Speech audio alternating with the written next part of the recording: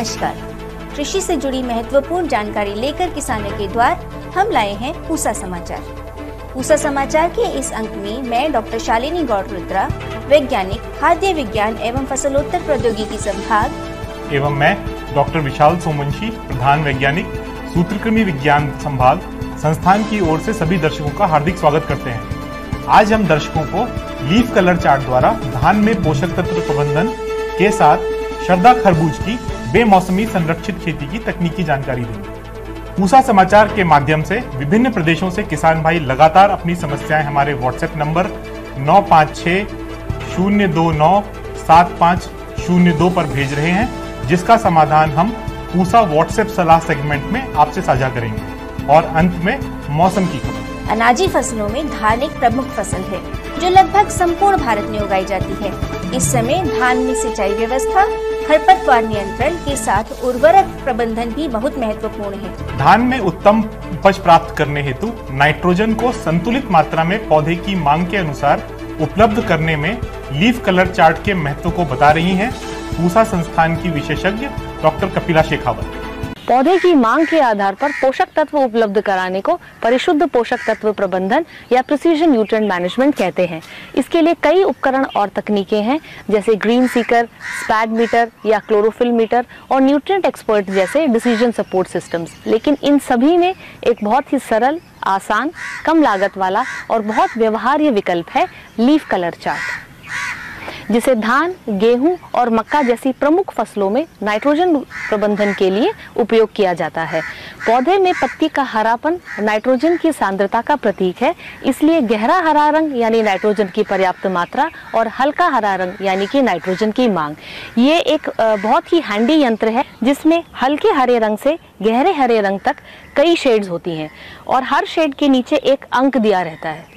अब अगर धान की बात करें तो फसल लगभग जब 15 से 20 दिन की होती है तब हम लीफ कलर चार्ट से रीडिंग लेना शुरू करते हैं और लगभग हर 7 से 10 दिन के अंतराल पर पुनः इसकी रीडिंग्स ली जाती है। यदि आपका खेत बहुत बड़ा हो तो आप 4-5 भागों में उसे बांट सकते हैं और हर भाग से कम आपको 10 पत्तियों का चुनाव करना होगा जो रोग और कीटों से मुक्त हो, और जो यंगर लीफ या जो नई पत्ती है उसका आपको चुनाव करना होता है। लीफ कलर चार्ट की रीडिंग लेने का सबसे सही समय होता है सुबह 7-8 बजे, जब धूप ना हो। और जब भी आप रीडिंग ले, आप ध्यान रखें कि प्रकाश, सूर्य का जो प्रकाश है वो सीधा आपके पत्ती और लीफ कलर चार्ट पे ना पड़े, क्योंकि कई बार इससे मिलान में दिक्कत होती है। और कोशिश करें कि एक ही व्यक्ति सभी जगह से लीफ कलर चार्ट की रीडिंग ले, जिससे त्रुटि होने का चांसेस सबसे कम रहते हैं। पत्ती का मिलान आपको इन शेड्स के साथ करना होगा और यदि यहाँ आपकी पत्ती का रंग है तो आपका स्कोर होगा 3.5।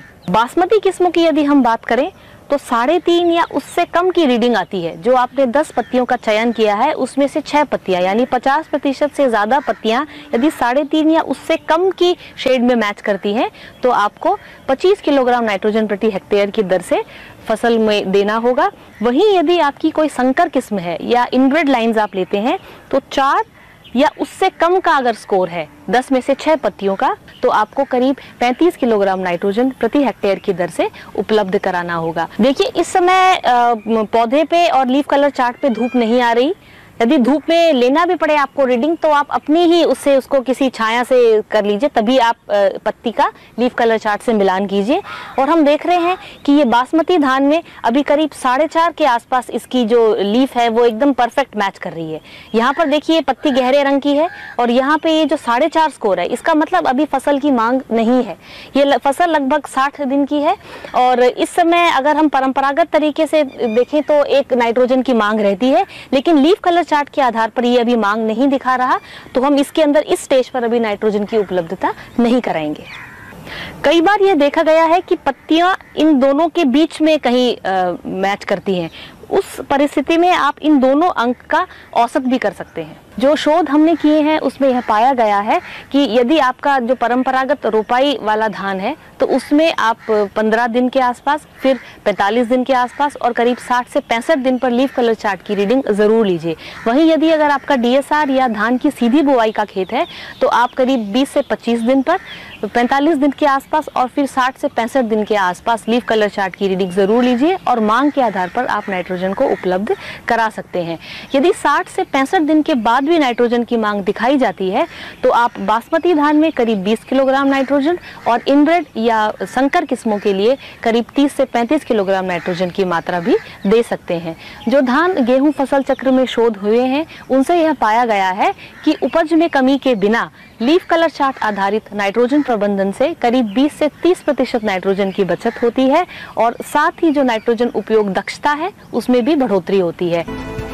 खरबूजा हमारे पसंदीदा फलों में से एक है। यह विटामिन और कैल्शियम में भरपूर होने के साथ रक्तचाप नियंत्रण के लिए भी बहुत महत्वपूर्ण होता है।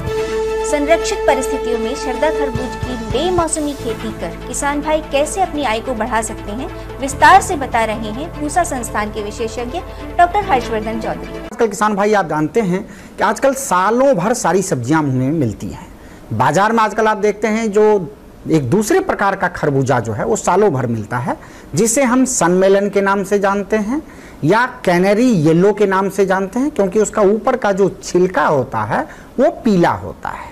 और इसको कहीं कहीं हम सरदा खरबूजा या सरदा मेलन के नाम से भी हम जानते हैं। जो सरदा खरबूजा होता है ये मार्केट में 15 दिन, 20 दिन, 1 महीने तक उसी गुणवत्ता के साथ ये मार्केट में रह सकता है। आमतौर पे जो इसकी खेती होती है, जो सरदा मेलन है, ये उन इलाकों में होती है जो दिन का तापमान है वो करीब 35 डिग्री से ऊपर नहीं जाता है और रात का तापमान करीब 20 डिग्री के आसपास होता है। पूसा संस्थान ने कुछ ऐसी प्रजातियों का विकास किया है जिससे ये खरबूजा सफलतापूर्वक जो उत्तरी भारतीय मैदानी इलाका है यहाँ भी उगाया जा सकता है और यहाँ ये साल में 2 बार या 3 बार भी उगाया जा सकता है। एक बार जिस प्रकार आम खरबूजा उगता है जो फरवरी से लेकर हम इसको अप्रैल या मई तक हम उगा सकते हैं, लेकिन इसके लिए हमें एक संरक्षित संरचना के अंदर हम इसको उगा सकते हैं।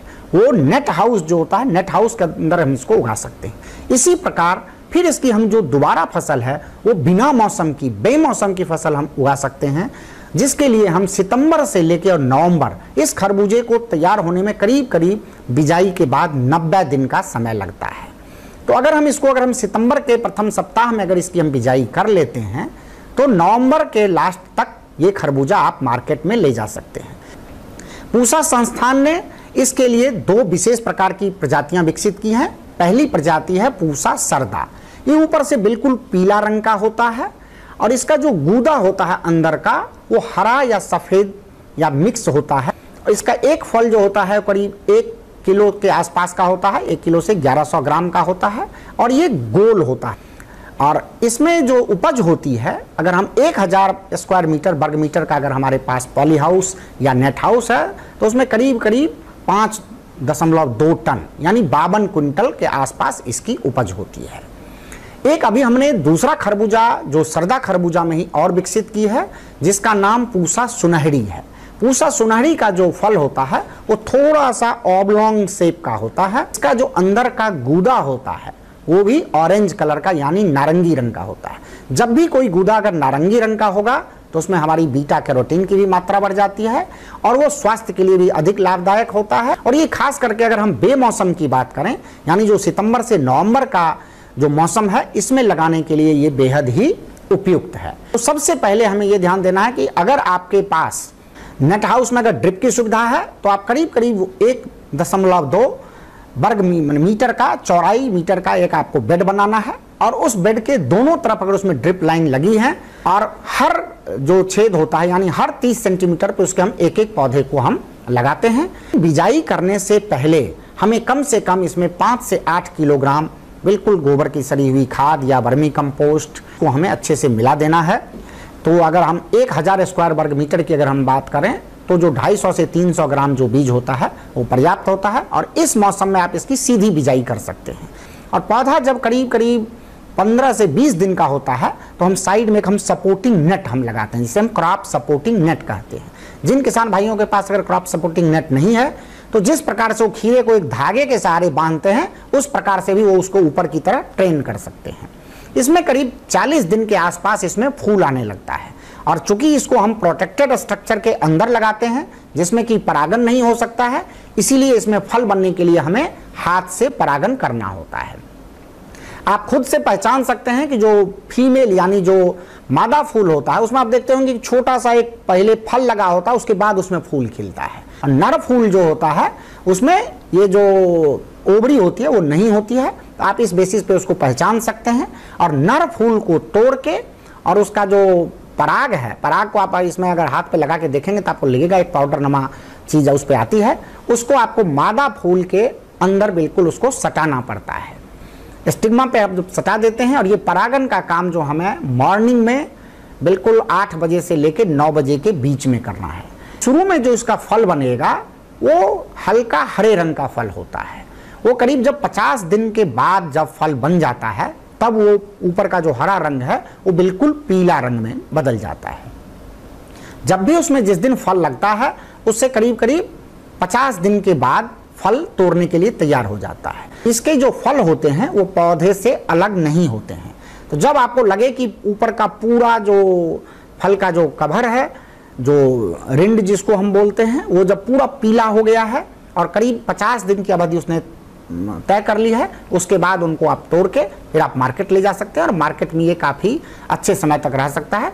और इस प्रकार से किसान भाइयों को बिना मौसम के अगर हम ये सरदा खरबूजा अगर मंगाते हैं तो आपका मुनाफा काफ़ी अच्छा हो सकता है।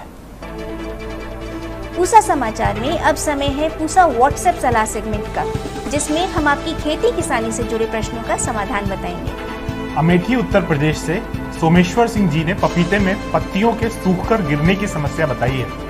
आपकी फसलों में माइट्स का प्रकोप हुआ है। इसके समाधान हेतु 10 दिन के अंतराल में स्पाइरोमेसिफिन की 100 ml मात्रा को 200 लीटर पानी में घोल बनाकर 1 एकड़ में 2 बार छिड़काव करें।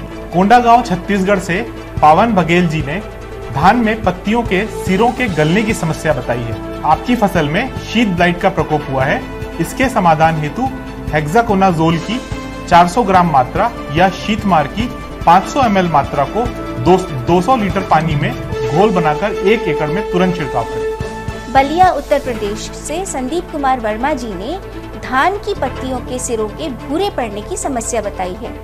आपकी फसल में राइस टुंगड़ों का प्रकोप हुआ है। इसके समाधान हेतु मेटासिस्टॉक्स की 300 मिलीलीटर मात्रा को 200 लीटर पानी में घोल बनाकर 1 एकड़ में तुरंत छिड़काव करें। गुरुग्राम हरियाणा से अशोक लोकड़ा जी ने ब्रोकली में भूरे धब्बे पड़ने की समस्या बताई है।